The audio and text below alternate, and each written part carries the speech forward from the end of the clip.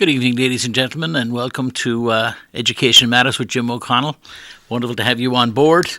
Another momentous week in Manchester. If you're watching live right now, it's, January the 15th. That's Tuesday at 6 p.m. The call-in number is 640-3091.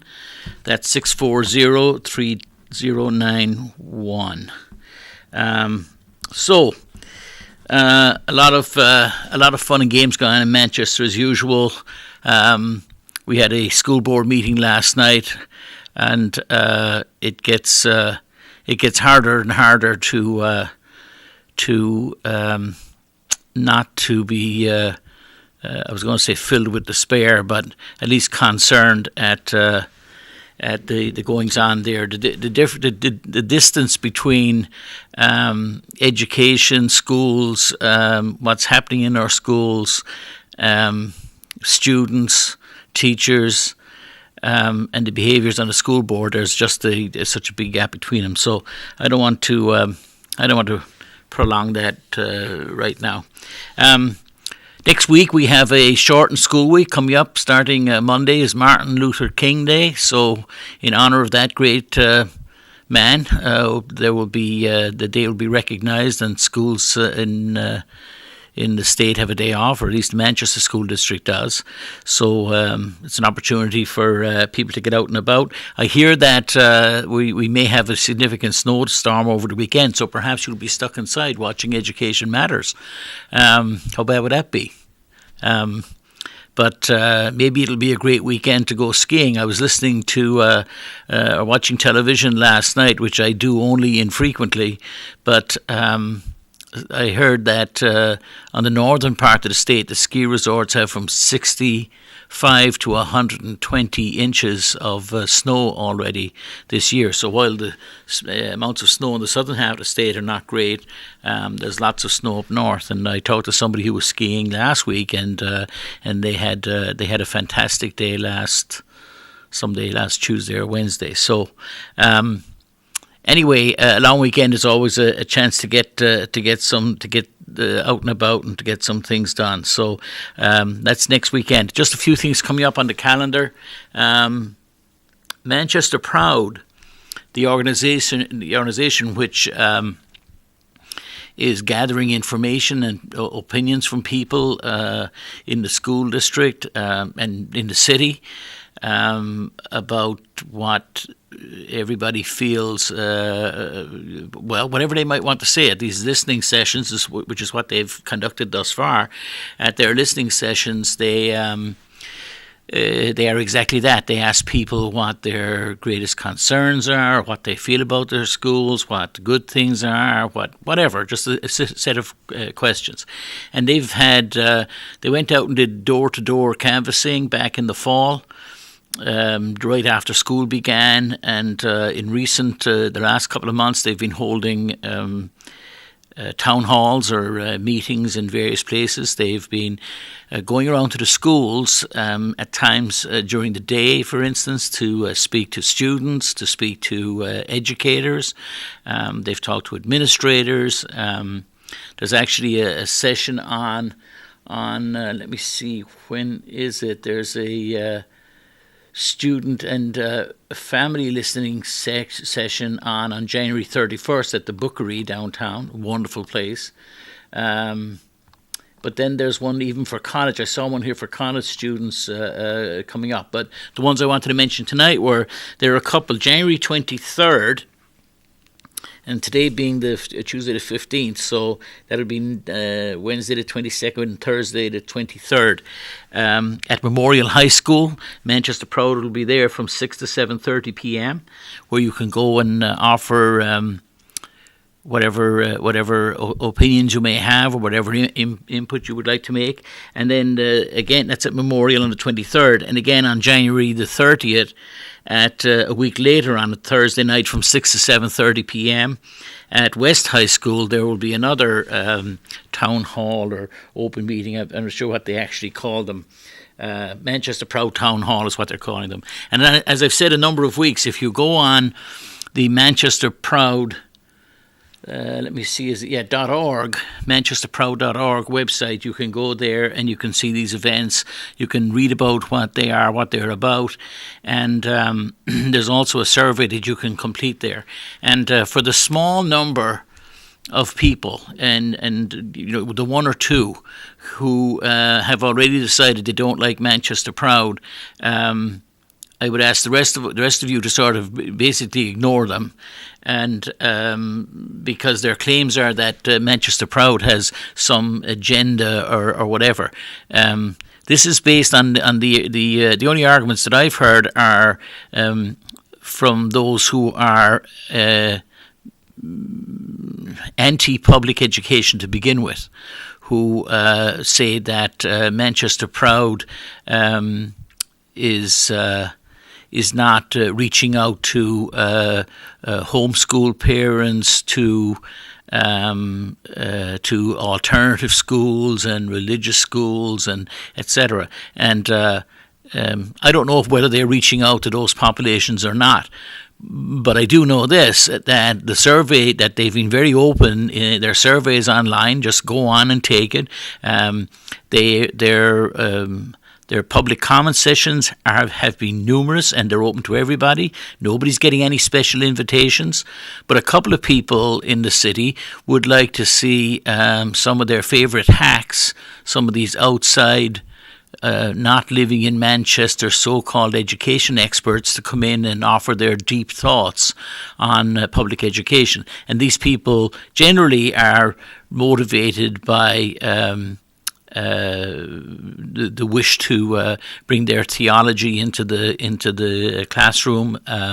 We have the ultra-conservative Christian movement, for instance, added, and I'm not talking about your average Joe. I'm talking about on the extreme edges of these things.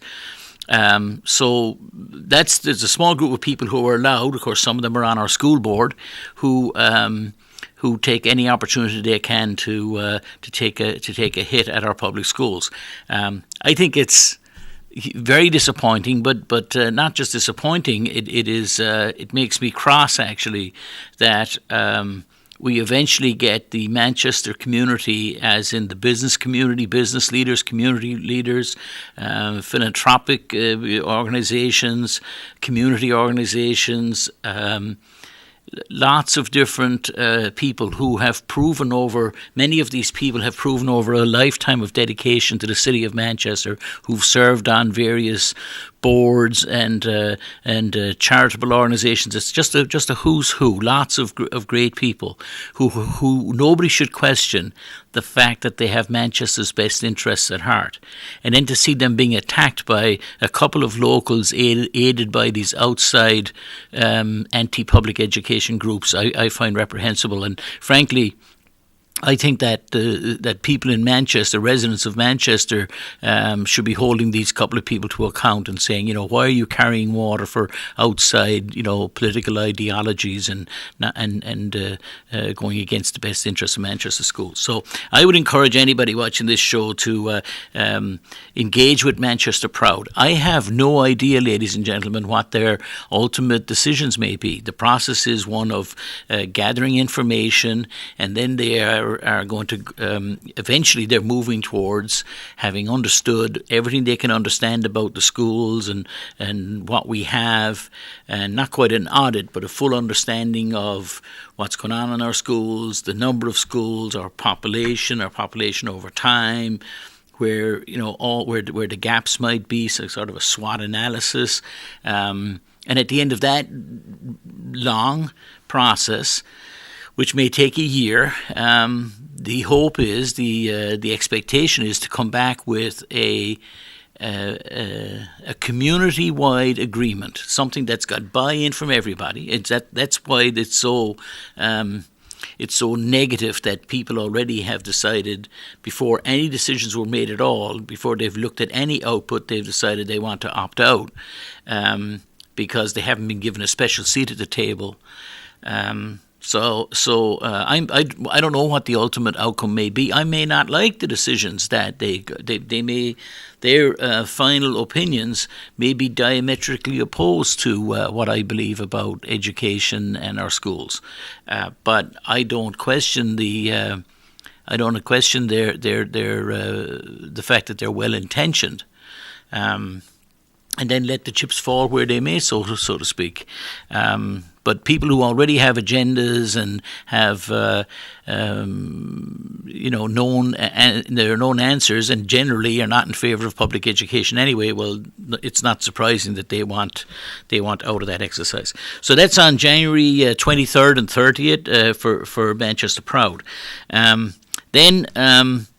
We'll deal in a minute with the departure of Dr. Vargas, who has decided to who has handed in his resignation and who will be leaving the district, much to my regret. But in Vargas fashion, he has continued to have his coffee and chat with the superintendent, and he actually held one last week. And it was great that he did that despite the fact that he was in the news, so to speak. And he went out and met with parents. So if you want an opportunity to meet with Dr. Vargas, there are a couple of them coming up. So on February the 6th at Goslar Park School at 7:30 in the evening. And then I'm sorry, excuse me, that's wrong. He will be at Goslar at 7:30 in the morning of the 6th. And then on February the 7th, the following day in the afternoon, he'll be at Manchester School of Technology at 4:30. So that's February the 6th at Goslar at 7:30 in the morning, and February 7th at MST at 4:30 in the afternoon. So if you want to go out, if you're interested in schools and what's going on in schools, and you have questions or thoughts or ideas that you'd like to pass on, or concerns, whatever you might have, here's a number of opportunities for people to engage. And then there's a subcommittee of the school board called the Parental Involvement Committee, which has Jimmy LaHoo, these are school board members, Jimmy LaHoo, Mary Georges, and Dave Scannell are the three school board members, but they've been meeting since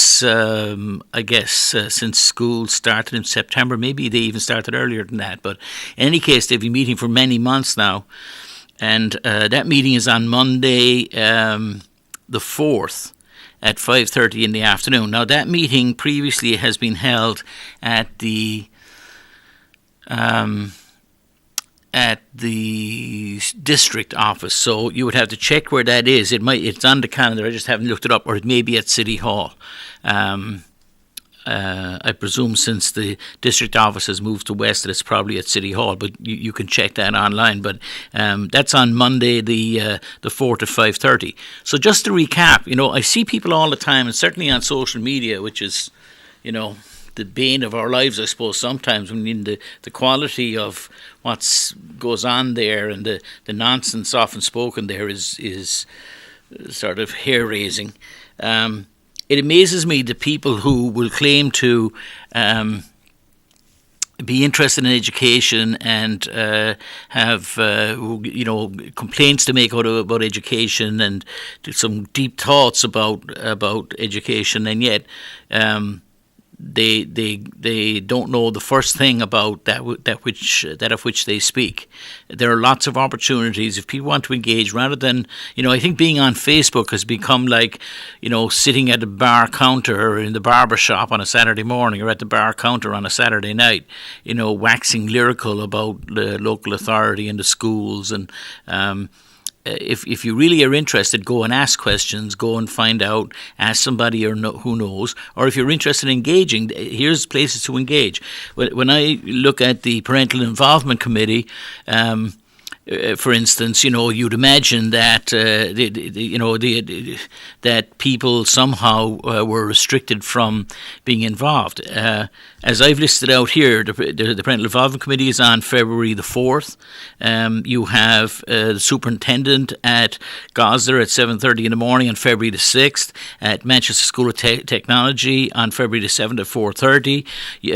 The week before, you have the Manchester Proud listening sessions or town halls at Memorial on the 23rd from 6 to 7:30 p.m. and at West on January 30th from 6 to 7:30 p.m. So if as a parent, as a student, as an interested party, as a concerned citizen, as whatever it might be, if you really are interested in finding out about Manchester schools or learning what's going on, or if you have ideas and proposals or thoughts, there's a week and a half snapshot of 1, 2, 3, 4, 5 meetings which are designed for members of the public to go and offer their whatever they want to offer, or to sit and listen and find out over a week and a half, 5 opportunities. So whatever, I started off by talking about the sort of the dysfunction of our school board sometimes, but the one thing you would have to say in the city of Manchester is that there's no excuse for ignorance. There's no excuse for not knowing. And so people have lots of opportunities to be involved. That brings me to the decision was made at last night's meeting was made to go ahead with the proposed redistricting on the west side of the city starting in September. And so this will involve a change where the biggest change will be that the elementary schools on the west side, so that's, Northwest, Goslar and Parker Varney, will run through 4th grade.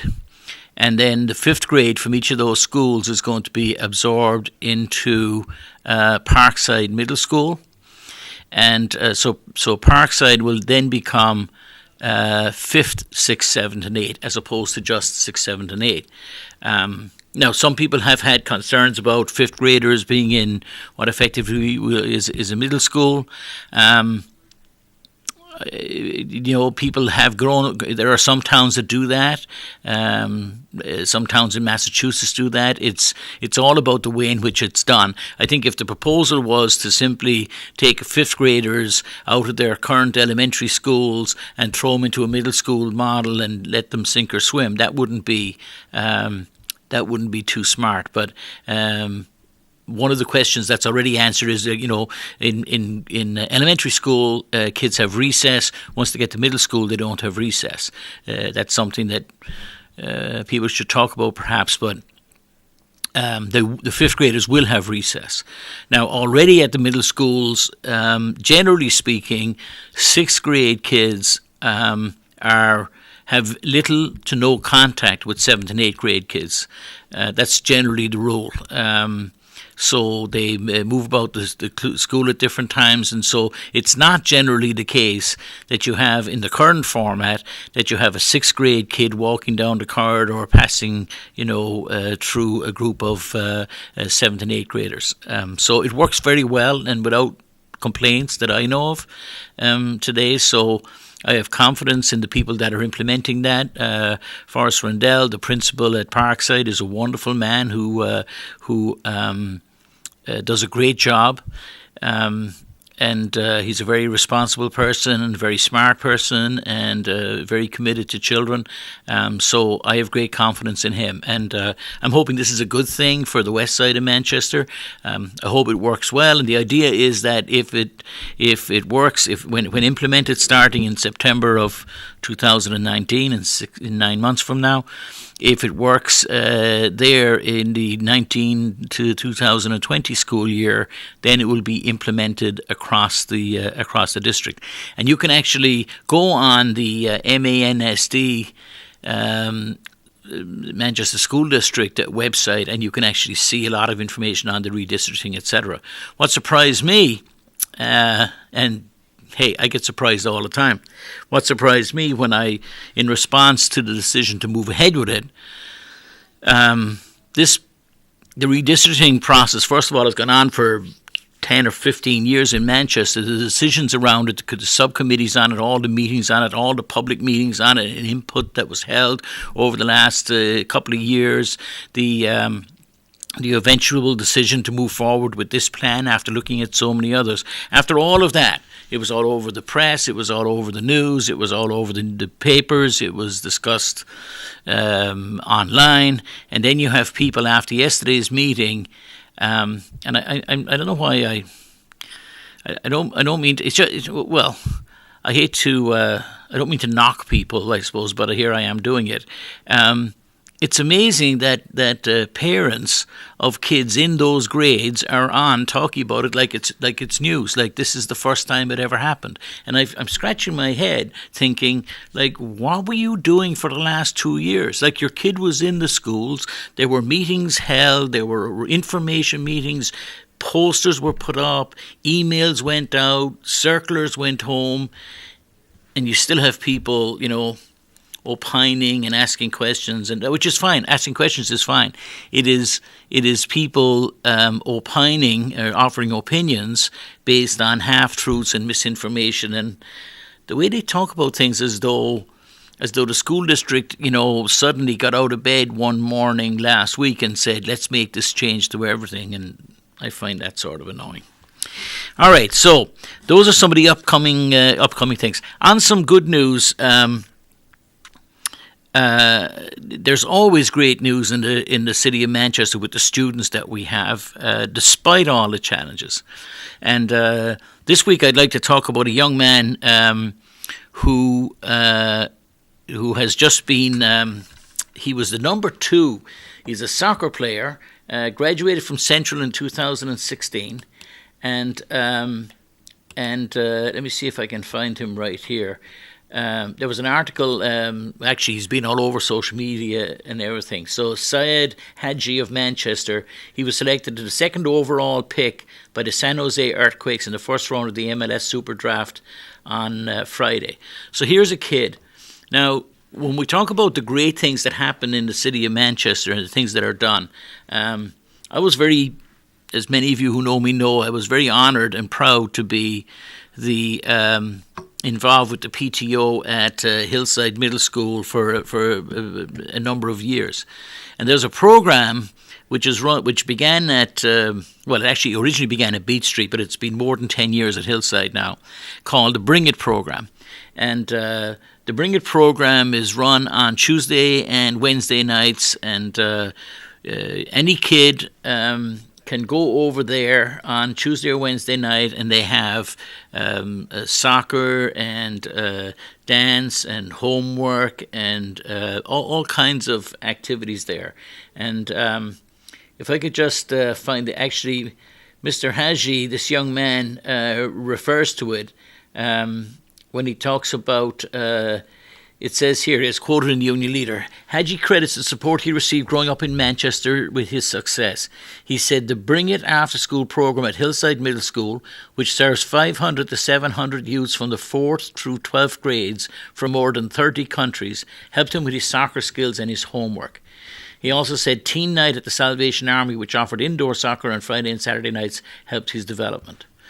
So, I have to tell you, there are parents in Manchester. I've been involved in soccer for many years, and there are parents in Manchester who pay large amounts of money to have their kids join some club, and clubs out of town generally, and they travel in cars on the weekend and have them playing games down in Rhode Island and Connecticut and up in Maine. And I can say this because I did it myself. And then we see a kid like this young man who avails himself of a program like Bring It at Hillside, and manages to reach the top of the mountain, so to speak. This young man, his story, by the way. He was born in Kenya, but he actually, if I can find a spot right here, it says,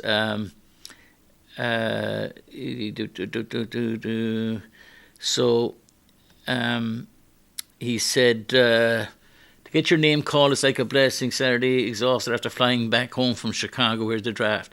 The reason why I say that is looking back at the journey that I came from, coming from Kenya, many people have this dream for a better life or a better job. So as an athlete, this is a dream come true for me. Haji's journey started at a refugee camp in Kenya, where he was born after his parents fled war-torn Somalia.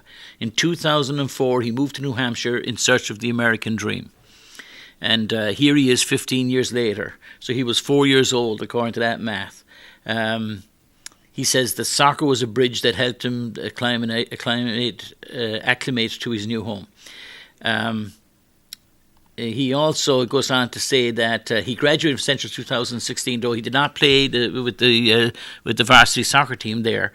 He played for the New England Revolution Academy and the United States under-15 and under-17 and under-19 squads. And what happens often is when you go and you play for something like the New England Revolution Academy, then as a condition of playing for them when you're a 15 or 14, 15 or 16-year-old is that you don't play for your local school because you're working with them all the time. And then Coach LeBerge, who's just a remarkable man whose own daughter, Paige, we talked about her a couple of weeks ago on here because she has been accepted to Central Florida, University of Central Florida or South Florida, whichever it is. They're the number one in the state anyway for women's in the country for women's soccer, and she just began her career there this past week. After graduating 3 or 4 months early after a stellar career playing with Coach Lally at Central Girls Soccer School. So if we could get medals for turning out soccer players, we in Manchester we'd be doing great.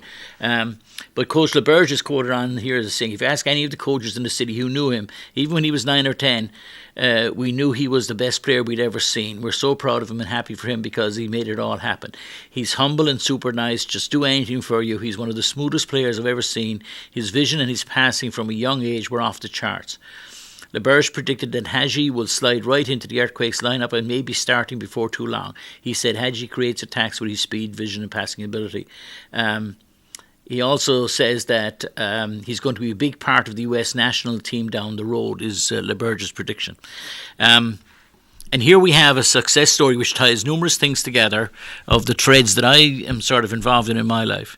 But here in Manchester, there are the things we can be proud of. Here's a young man who came to our city. He was a refugee when he came here, went to school, went on to college, had support from people like the wonderful teachers who give of their time. It's fine to do this for one night or 2 nights, or to do it for a few weeks, but Brendan McCafferty, Pat O'Neill, so many other people, Jodie Harper, lots of people who've been over there for years working with these kids. And the success of the Bring It program, by the way, is not just with soccer, it's with academics and everything else. And we've seen kids come out of there who've gone on to do great things. There was somebody, one of the kids from Bring It won an Emmy last year for work that he had done. So this is where it matters. And when you see people on school boards and at meetings and they're talking about, charters and charter violations and disclosures, and it's all nonsense. When there's real work to be done and concentrating on what they should be doing is concentrating on kids and working with kids. I also have to say that and I noticed I have to tell you, I wish the HOPE program that has now been announced, it's going to be run at West Library a couple of afternoons a week, I wish them all the best.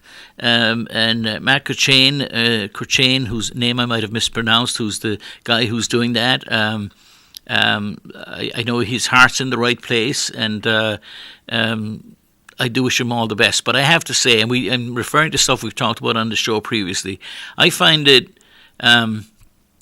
just find it amazing the way the city of Manchester works. That pushing through all of this, despite the fact that the school board has rejected the whole program at West High School, and the fact that it has, it's one guy who wants to help kids, which is great, and the city finds $30,000 for it. It just to reward. Some might call it perseverance. I call it like bullheadedness. Where does $30,000 come from when we can't? That's the cost of hiring a new team. Well, actually, loaded cost it's closer to $50,000. But we have holes all over the system, and the Board of Mayor and Aldermen can find $30,000 for the nephew of an alderman to spend 2 afternoons a week working with some kids at West Library. And as somebody said the other day, who's supervising all of this? Who's managing the city's money? What actually is going? What do we know about outcomes and how that's going to be spent? It's not being managed by the school district. So under whose guise is it? I find it amazing that Manchester does these things, and it just bothers me. But in the end, any services that are for young people, I'm happy about. But I'm not happy with the way that was. Down the street from the West Side Library is Parkside Middle School, where a nascent version of Bring It being held on Mondays and Thursday nights is happening there. This is a proven program that's been running for more than 10 years with thousands of kids that it has looked after. It's run by professionals. It's properly managed. It's properly measured, and it's tried and true. And there's no $30,000 for that program at Parkside. I guess you have to be the nephew of an alderman or something. I don't know how that works. Or else you have to go in and sit in front of City Hall and just talk and eventually get $30,000. Maybe I gave up. I should have kept talking, or maybe I should have asked. Maybe they would have given me $30,000 to go off someplace and create some. I could have met with some of my friends 2 evenings a week, and we could have talked about education. I would have been happy to get their $30,000. Frankly, I wouldn't have been able to accept it, to be very honest, because I'd start thinking about kids and what kids need, and I'd be like, how does this work? So congratulations to the young man, Syed Haji, who's going on to what hopefully will be a great career, and to see a young man, a Somali young boy from going to a camp in Kenya and coming through that whole terrible process and then finding himself at the other side of it is just a blessing. Let me grab this call. Hello? We have a call? No? Hello? Hello? Go ahead, caller. Yeah, Jim, before you attack the HOPE program at West High, why don't you have them on your show? Why don't you have Matt and them on your show and talk to them? I'd be happy to have him on the show, yeah, absolutely. And I don't think... Attacking it is not. I'm attacking the process, actually, right? So I said at the outset that I thought that Matt was, his heart was in the right place. I think is what I said just now, and that his desire there was no questioning his desire to help young people. So that's not in question, and I grant that. My problem is how is $30,000 found for this, one person to really? Yeah. You mean like the $25,000 at Memorial Art Beaudry found for their gym, and that was part of his conduct board of 2004? Oh, I didn't know about that. In 2004, I didn't know about that. But if that, whatever that is, it's the same subject, right? It's about if that's true and if those things happen. The whole idea of non-transparency and people being able to pull stunts like this, and even if the result is for a good cause. You're calling it a stunt, but you haven't given anybody the ability to come on your show and talk about it and what happened.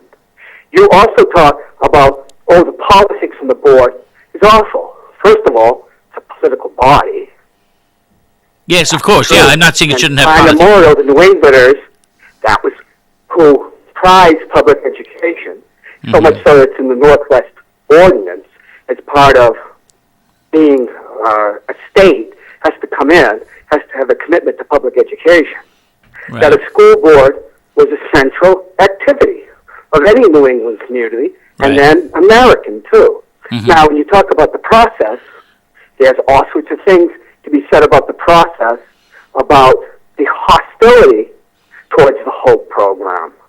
There's all, you go through the transcript, find out about certain people that sit on that board that say they've never heard of it when they were actually at a meeting where it was discussed. Right. Well, I'm like I said, I'd be happy to invite them on here, to invite Matt on here if he wants to talk about it. My argument, I don't want to. And Bill Berry too. Bill Berry wouldn't support the program. It was just Danny O'Neill, getting a job for a relative of Danny O'Neill. Right. He wouldn't. He's not that type of person. No, I agree, and when we discussed it. No, we discussed it when we first were hearing about it. And remember, I agreed with it because that was the way it's being spun. Right. But you're right in a way in that there's certain anarchy in the system. Right. And that should be addressed. And that should be part of, with the new superintendent, and it's got to be a completely transparent and open thing. Yeah, I hope it is. I'm not sure about if you've talked about the group Arthur Sullivan. To me, that seems like a positive thing, and they could be a positive thing in the search. Where, with the funding and everything, why is it that, an Arthur Budgie, and he wasn't, that was dropped, that charge. Right. Scott McGilvray was over there at Memorial, where everybody loved, and they didn't have any equipment. That's Art Ward. He was the athletic director, and he went to bat to get them something that was a surplus. And that one was dropped. Okay. I'm going to let you go, John, in favor of trying to get some of the stuff on my thing here, but I thank you for the call. I appreciate it. But I'm just saying, there should be a regular process that this all is done. Correct. And people get heard. And rationalization. Yes, I agree. So, transparency, we can agree on that. We all got to get involved to make sure that happens. Right. Jim. It's hard work. It's a full-time job. Thanks, John. Yep. Bye-bye. Bye-bye. That's John Hopwood there, who is defending the whole program, and I know my comments may be a little nuanced, but I'm distinguishing between whether first of all, I don't agree that it's a program, it's a guy who is doing this, and which is fine, but it just doesn't make sense to me how we sort of talk about picking winners and losers. But I want to move on for it because we have sort of bigger fish to fry, so to speak. So, with regard to when we look at education in the city, and in the state, I was doing some stuff recently looking at what the education funding numbers were for the state of New Hampshire, and of course they're abysmal, right? The lowest spending on public education in the state. So not alone, and then of course in the city of Manchester, we bring it to its highest point of grievance, where we, the biggest city in the state of New Hampshire, with arguably the greatest need, spend less per student than anybody else. But at the state, we do the same thing.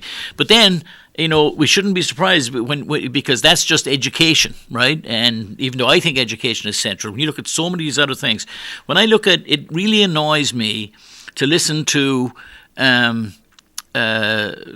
Sununu talking about a state surplus.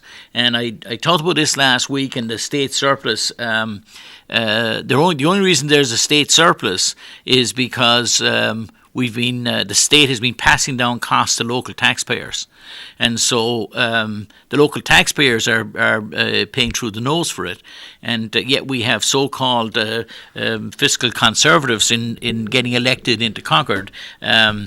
In recent years, who their method to level a budget is to just refuse to pay for things or pass the cost down to taxpayers, and then they come down to Manchester and they walk around Manchester looking for their votes to go back to Concord, saying, I'm going to hold the line, no new taxes, blah blah blah. Well, the disconnect between that in people's heads, and they not realizing that the very same people standing on their doorstep saying that just shoved their property taxes up, or caused Manchester School District to lose a bunch of teachers as a result of those policies. I just don't understand that thought. But I want to tie in something because it has to do with kids, and when the state can't look after the least amongst it, when it can't look after the most vulnerable kids in the state, then it should be no surprise that it's not looking after its schools.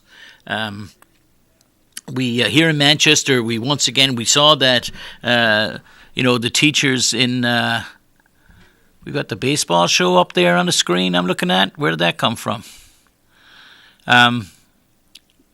I don't know if you want to have a look at that on the screen because the screen is showing something else. And there you go. I don't know what happened. Sorry about that. That's all right. I thought I'd put on. I mean, I'm bad enough looking, but give me. I thought I'd put on another 10 years there for a minute. That's all right. We're getting ready for the next show. Sorry about that. Don't worry about it. That's all good.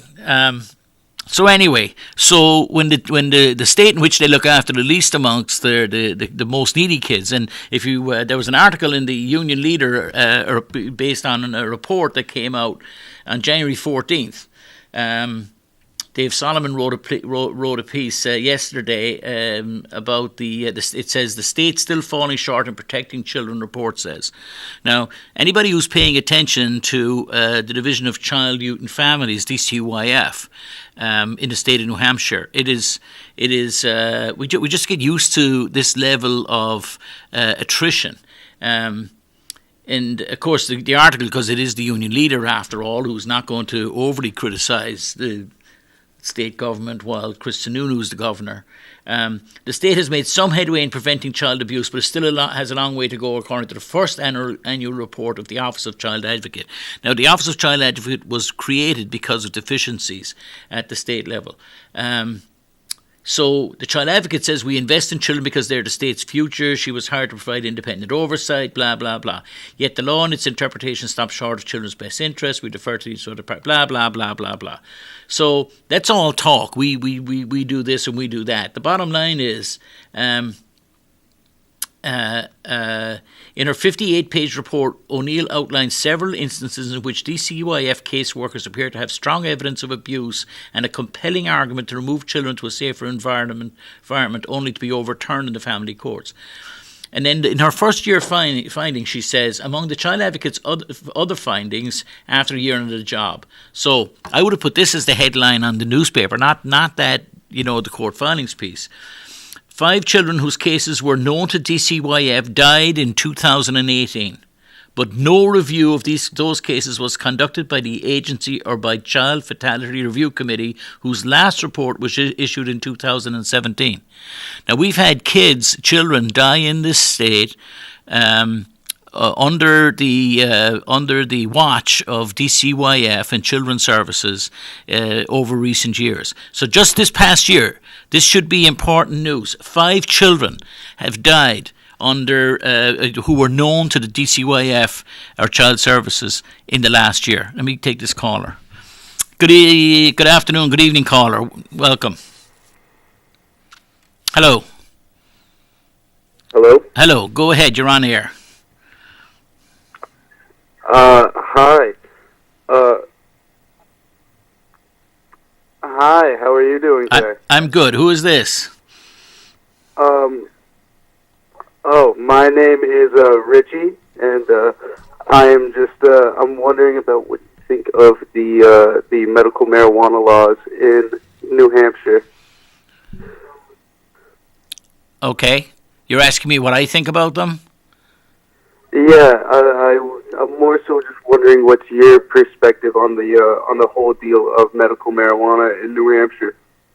Yeah, Richie, I have to tell you that I know a little about a lot of things and a lot about only a few things, and the current status of bills, etc., and the legalization of marijuana in the state of New Hampshire falls into the first category, not the latter. So I don't really. I'm not equipped to answer your question. I'm sorry. I could offer just like you could ask just some other guy on the street. As much as me. I don't have any kind of nuanced view. I could wax on about what I think might be right. You know, that the state should look at the use of medical marijuana and how it could be legalized to allow people to be able to use it to alleviate their symptoms of various diseases, etc., etc. But like, you understand, Rich, I don't. It's not something I really know about.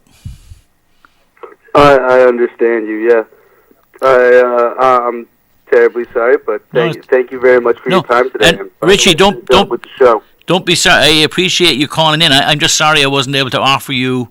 Like, there are things I know, that I just happen to know about. I know something about things more than education, but I'm not trying to dodge around. I just don't have very good information, etc. All right. But I appreciate the call. Understand. Thank you, man. Very much for your time today. Thank you. All right. Good luck. Bye. Right. Thanks, Richie. I'm sorry. It's not. I know it's an important topic. It's just not one of the ones that I keep up to speed with. So, but back to child and the reason why this is important from an Education Matters point of view is because it involves children first of all. And these children are involved in school districts usually of one form or another, and the need is great. And I'm just saying that if at the tip of the iceberg right here, at the cutting edge, at where kids are actually, think about the words, children dying in the state of New Hampshire, not in Florida, not in Illinois, not down the street, not someplace in Europe, but right here in the little old state of New Hampshire. And we have a Union Leader article today that says, among the child advocate's other findings after a year on the job, which I would have said was the first finding, 5 children whose cases were known to DCYF died in 2018, but no review of those cases was conducted by the agency or by Child Fatality Review Committee. Who's that? Next bullet point, the state in 2018 hired an independent contractor to help process a backlog. Think about this. This is just in New Hampshire. It's a small state with a small population. We hired a contractor, one person, to review a backlog of 2,200 overdue assessments for children at possible risk.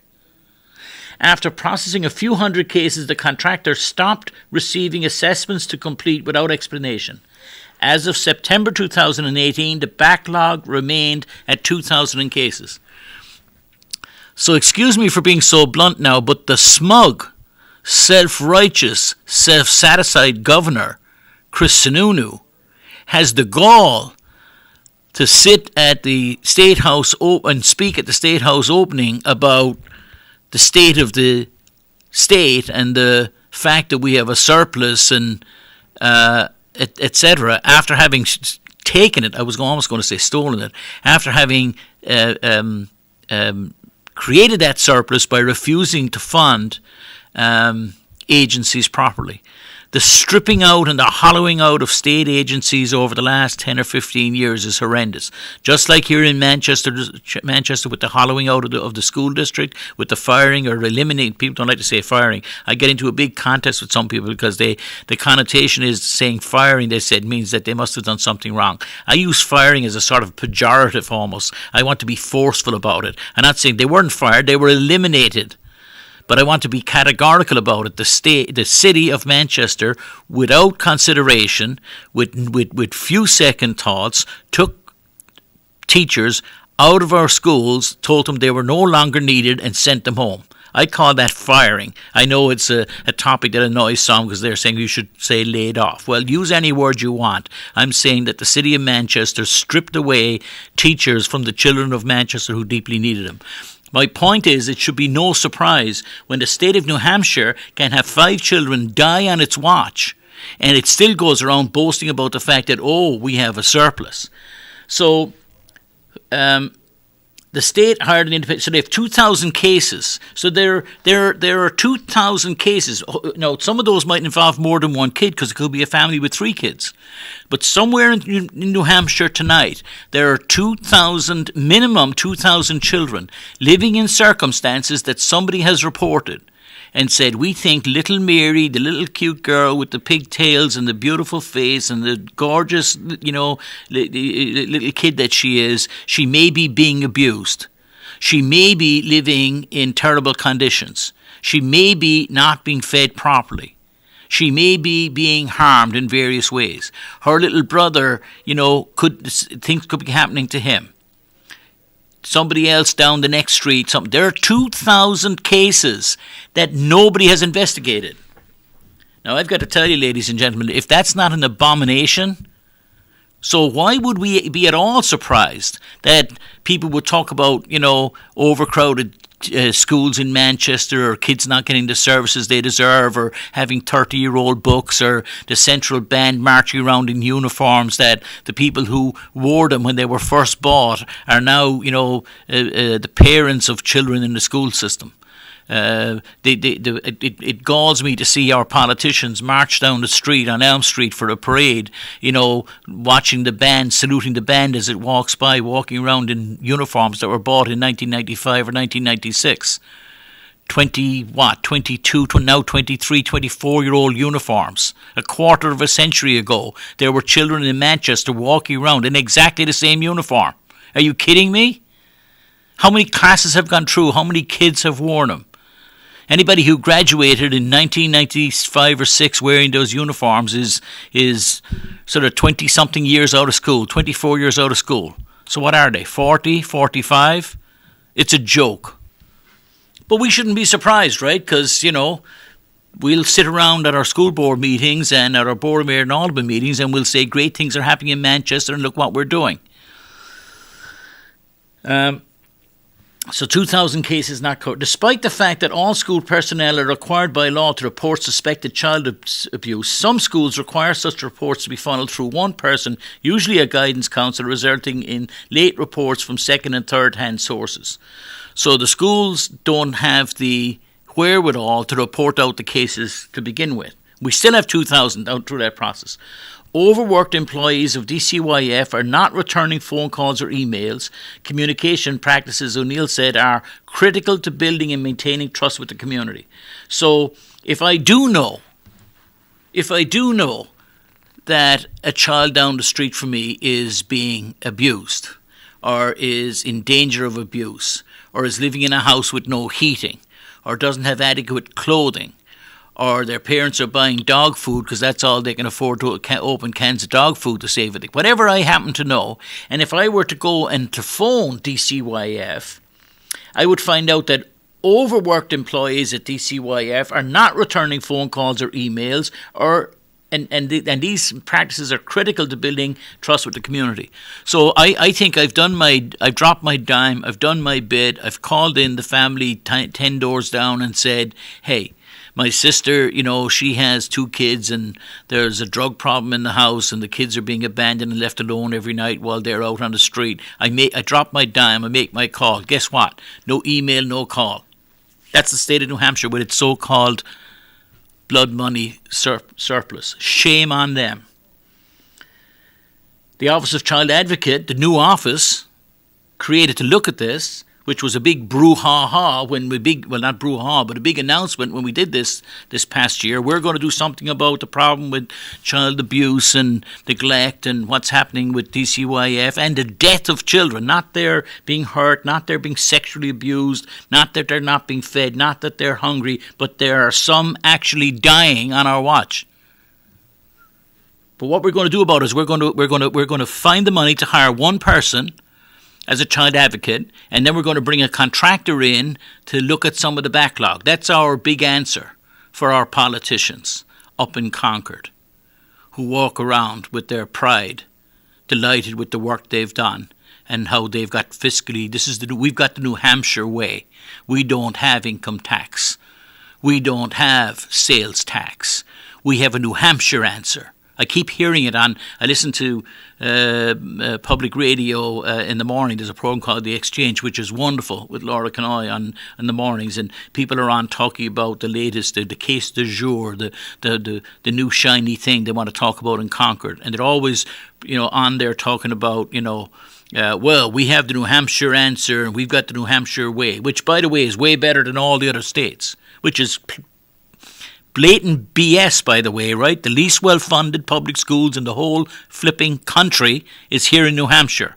5 children died who were known to DCYF last year in New Hampshire. That's the New Hampshire advantage, just to be clear about it.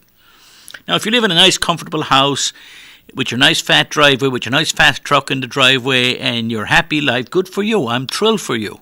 But don't be conning yourself that there aren't real issues in the state of New Hampshire, and the New Hampshire advantage and the New Hampshire way and the New Hampshire solution, and I'm going to hold the line because I'm a fiscal conservative, and all that live free or die ballyhoo is exactly that. It's jingoism and ballyhoo, and when you actually hold it up to the bright light of day and you examine it and you look at what really is going on, it is shameful, ladies and gentlemen. So the fact that we allow our school system to be underfunded and kids to be uncared for and teachers working without a contract and not having the things that they need and the supplies that they need, we're fine with that. We'll go on with another 20 meetings at City Hall that will go on all night. We'll burn out a superintendent like Dr. Vargas, who's seen enough. I don't want to put words in his mouth, but, he's moving on. So just to put the background, just to finish with DCYF for a minute, and there's a lot more.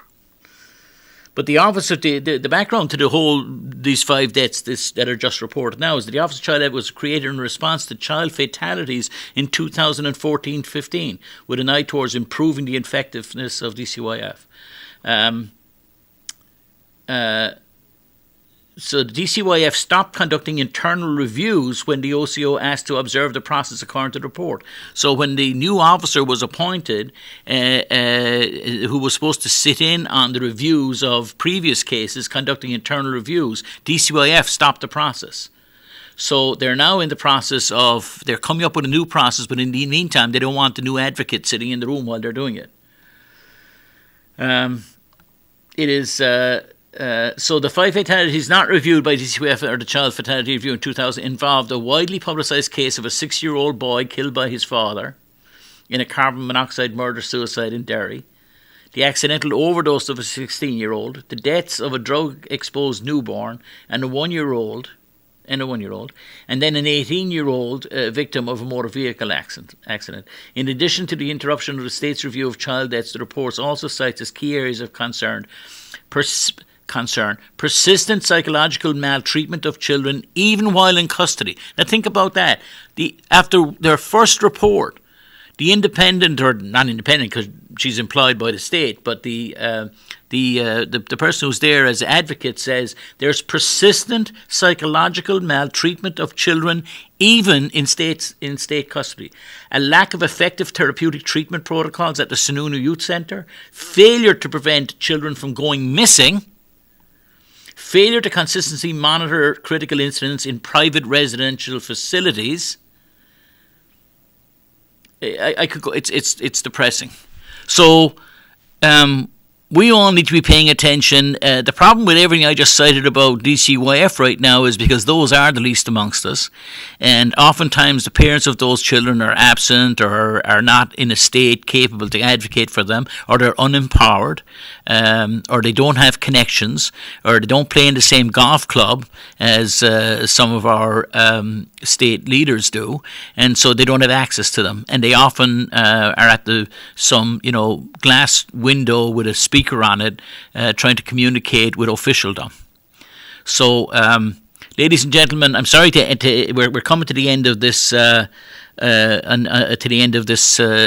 night's program, but I want you to know that all of us, this is happening on our watch too. So even though we as individual members of the community here are not elected officials and we don't have official positions and we're not the ones actually doing this, remember, it is being done on our behalf. And I would just go back to the next time some smarmy, self-righteous politician comes to your door and says, I'm holding the line, I've reduced spending, I'm cutting here, and I'm finding waste, and you tell them from me, or think for yourself.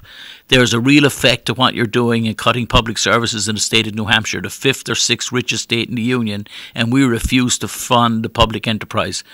Starting here in Manchester with our schools and our school children and our families that deserve better. Ladies and gentlemen, I thank you for your time tonight. I'm hoping the subject matter wasn't too dark for you. I'd like you all to take the opportunity over the next, as I said, on these meetings that are coming up next week for Manchester Proud, the meeting with the Parental Involvement Committee or the meetings with Dr. Vargas. They're available on Manchester Proud website, on the Manchester School District website. Jump on there, have a look. Great to be with you folks. Have a great week and enjoy the day off for Martin Luther King Day, and I'll see you, God willing, next Tuesday evening. All the best. Bye-bye now.